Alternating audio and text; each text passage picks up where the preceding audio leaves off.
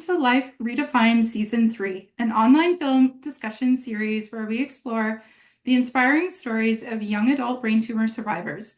We're so glad that you could join us today. My name is Amanda Hutter, and I'm the Community Program Specialist with the Brain Tumor Foundation of Canada.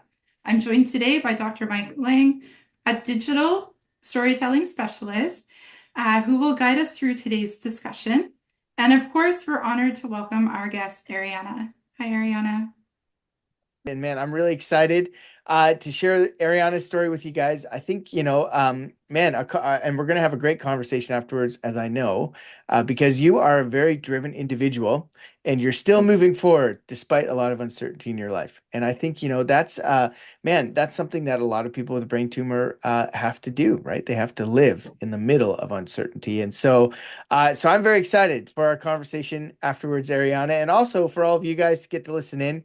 As you're watching Ariana's story, please feel free to write in the chat what resonates for you in the story. What's something that you connect with?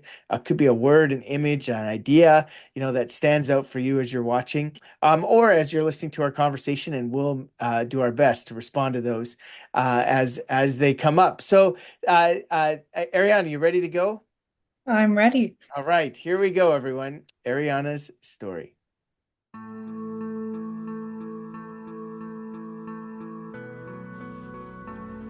I was diagnosed with a brain tumor the day before my 19th birthday. After a long series of various tests and blood work samples, an MRI was scheduled to figure out why my menstrual cycle had stopped. I remember my doctors telling me this was only a precaution. The chances of someone so young and healthy having a brain tumor were extremely low. The MRI ended up showing that I have a fast-growing benign tumor. This tumor is rare in respect to where it grew in my brain, as it had completely surrounded my pituitary gland, impacting my body's hormone levels. Finding out about the tumor was an extremely surreal experience, leaving me feeling like I was watching a life unfold that wasn't mine. The tumor was making me rapidly lose my peripheral vision, and the doctors told me it was no longer safe for me to drive. The surgery date was scheduled for 4 months after the tumor was discovered. This meant that I had to withdraw from my university courses and take a break from my studies. This was extremely heartbreaking for me, as I'm very academically driven, and this was just one more thing being taken completely out of my control. I felt angry and frustrated. I was only 19 and nothing about my situation felt fair. A team of doctors, surgeons, and specialists did an amazing job with my operation. They were unable to remove the entire tumor. The surgery itself was over 6 hours long and wasn't without its complications. During the surgery, I had a cerebral spinal fluid leak, making the already difficult surgery harder and resulting in a 2-week hospital stay. I remember the pain, discomfort, and confusion in the ICU. I kept coming in and out of a drugged-up haze, not being able to stay awake long enough to piece everything together. But the faces of my visiting family members brought me a lot of comfort. During my recovery at home, I was very limited in what I could do to stay busy and healthy. I was able to stay sane through creating art. Art has always been a way for me to express and process my thoughts and feelings. Spending hours at a time drawing in my room helped me feel like myself again. Since the surgery, my vision has completely rebounded, but I'm left with a series of complications, all a result from the tumor stealing the blood supply from my pituitary gland. I now have hypothyroidism, hyperactive kidneys, adrenal insufficiency, and a tumor still in my brain. Adrenal insufficiency proves to be a constant struggle. Daily, I'm combating chronic fatigue, low blood sugar, and low blood pressure. Unfortunately, my most recent MRI shows that the tumor is still growing. My team of doctors are currently exploring alternative plans and medications for me. It's disheartening and frustrating to know that my fight with this tumor isn't over, but I've made peace with the areas of my life that I can control. I'm now fully enrolled in university again and am pursuing a double major in both geography and art history. I'm driven and determined to pursue my passions and to not let this tumor control my life.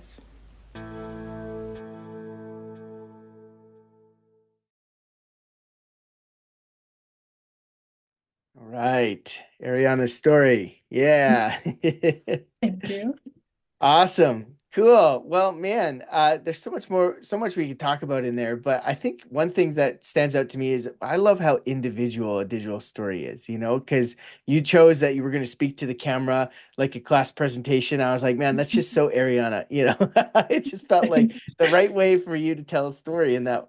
But you also mentioned, that you're very sort of academically driven and that you're in school doing a double major despite all the uncertainty that you're currently facing, right? Your doctors are trying to figure out the next sort of treatment plan. So I guess my question is, why is it important for you to continue on with things like that while you're in the middle of a moment of uncertainty like this? Yeah, well, school has always been a really important part of my life. I love challenging myself and learning new things. Hmm. Um, and it was really hard for me when I had that taken away when I first got diagnosed with the tumor. Um, I did a lot of just sitting around. I was like, okay, well, education and growing my knowledge is such an important part of my life. And now it was just completely taken from me. So now that I have the chance to control that again and pursue higher education, it's not something I'm ready to let go of again. Hmm. Um, the double major was pretty ambitious, but they're both Yeah. in two areas I'm equally passionate about. Hmm. Yeah. So I can give that up. Yeah. Yeah, I love how, you've got this mindset of making the most of whatever it is, right? I guess you have two different options here, right? You can do nothing or you can do something. And uh Yeah. I don't know if I would fully recommend for everyone to do a double major, but it's awesome, that you are just choosing to continue, right? With life, despite the uncertainty. And I think sometimes that's all we can do, right? It's just well, I don't know what this is going to look like. I may have to step back at some point, like you had to before, but I'm still going to do it anyway. And doing it anyway, I think, is sometimes, I think for people living with uncertainty or living with a brain tumor, is such a great idea, right? To continue. So, anyways, that was one thing that stood out to me. I was like, I like how she's just doing it anyway, right? But I want to pass it over to Amanda. And just ask Amanda what resonated with you as you were watching Ariana's story. The double major. They're Yeah, I very know. similar. Yeah. Um, and you're not the first young adult that I have had the pleasure of knowing um, going to university or having to step back and then going back as well. And I know for some individuals, they can be very nervous or intimidated about going back to school because they're just maybe not aware of some of the help or support that they could get. And a question for you, um, was there any supports that you were able to receive that maybe you didn't think of before going back to school? That's a great question. When I first started and entered university, I got a bunch of entrance scholarships. But then when I had to withdraw from my courses, I had a few of them actually revoked because I was no longer a student there. But because I was still enrolled for that year, I still had to pay the fees. So they ended up revoking some of the scholarships, which I then had to pay back, even Wow. though I wasn't in school. So that was pretty challenging. I still haven't come to a resolution with the university for that. But now that I'm back enrolled and have more time to kind of reach out and come to a conclusion or resolution regarding Mhm. that, I certainly will. But I think the university definitely could have been a lot more accommodating. Um, if there were supports that I wasn't aware of, I've still yet to find them. Hmm. Yeah, Yeah. so it's been a lot of navigating the system kind of on my own and with the help of family members. So yeah. Yeah. Yeah, it's a little disappointing to hear. If there's any reason to put a scholarship on pause, I think you would have it. So I but would hope so. that's definitely part of continuing to do things in the middle of this, right? Is there's going to be probably some headaches. There's people who aren't going to understand, the uniquenesses of it. And I know the Brain Tumor Foundation has lots of connections to different supportive services that could probably help navigate some of those things, right? So, Yeah, yeah, and last year I was really lucky and received the scholarship from the Brain Tumor Foundation, which helped a lot with my schooling. cool, awesome. Programs like this are very helpful. Great. Yeah. So you lost one, you got another one. Yeah, Yeah, it that's worked out. great. Oh, that's awesome. Well, there's lots of other things that you have to do too, right? Of course, there's the navigating the system and the paperwork for having to start and stop again. What a pain. But there's also some physical things too that you talked about, right? Like fatigue and low blood sugar. So, what are some of the ways that you've sort of been able to manage some of those side effects and still sort of achieve these academic goals that you've set for yourself? Yeah, so blood pressure changes is pretty much or is definitely the biggest struggle for me. I've had a few instances where I was out doing regular activities and I passed out. One was at a concert, which was pretty stressful. I've been lucky that none of them, yeah, I didn't even get to see the concert. I Yeah, had to I know. um none of it has happened while I was at school because it's a pretty calm environment and I'm sitting in a lecture hall. Hmm. But with adrenal insufficiency, I could go into adrenal crisis at any moment. And I have an emergency kit for that. So I always introduce myself to my professors at the start of the term, and I kind of give them a quick overview of my health conditions. And if they feel comfortable learning how to use the kit, I show them. If not, I say, well, if you ever see me passed out in your class, I promise I'm not sleeping. Yeah. Please call the ambulance for me. I Yeah. try and keep it as lighthearted and educational as possible because it can Mhm. be a pretty heavy subject. Yeah. But I want everyone to feel comfortable with it and have an understanding. Yeah.